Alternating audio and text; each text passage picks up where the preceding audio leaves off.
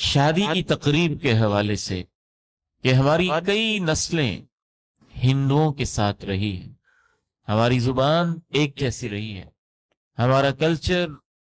جغرافیائی حدیں، میل جول، اٹھنا بیٹھنا، ثقافتی تعلقات،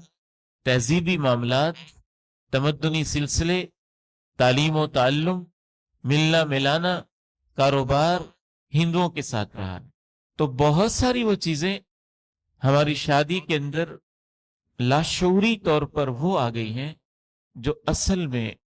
ہندوانہ کلچر تھا، اسلامی کلچر نہیں تھا، اسلامی تہذیب نہیں تھی۔ صرف شادی میں ہی نہیں، غمی کے اندر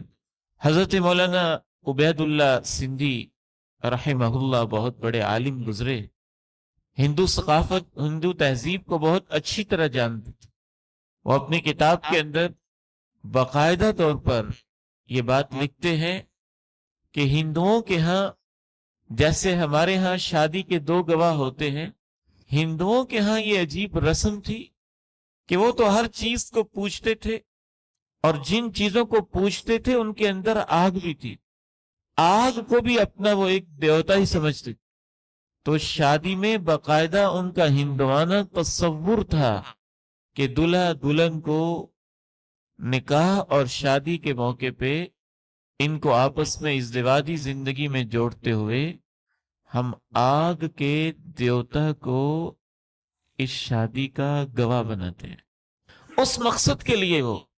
موم بتیاں جلاتے تھے اور لائنیں بنا کے پکڑ کے دلہن دلہا کے چکر لگاتے تھے، اور ہر ایک کے ہاتھ میں موم بتی ہوتی تھی۔ وہ آگ کے دیوتا کو اس شادی کا گواہ بنا رہے ہوتے تھے۔ اس رسم کو اب آپ جوڑیں، ہمارے ہاں آج بھی کس انداز سے مہندی کی رسم ہو رہی ہے، اور کیسے موم بتیاں جلائی جاتی ہیں، اور کیسے ہر ایک کے ہاتھ میں ایک پلیٹ ہوتی ہے اور موم بتی کو روشن کیا جاتا ہے، تو آپ کو پتا چلے گا کون کون سی چیزیں ہم نے کہاں کہاں سے لی ہوئی ہے۔ تو مسئلہ ہمارے ساتھ یہ ہوا کہ ہماری شادی کی تقریب میں بس ہندوؤں کے ساتھ میل جول کی وجہ سے بہت ساری چیزیں ایسی شامل ہو گئیں جو اصل میں ہندوانہ کلچر تھا۔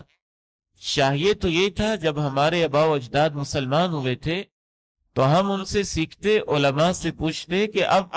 ہم نے کلمہ پڑھ لیا ہے تو ہماری شادی مسلمانوں والی کیسی ہوگی، اور یہ اسلامی کیسے ہوگی،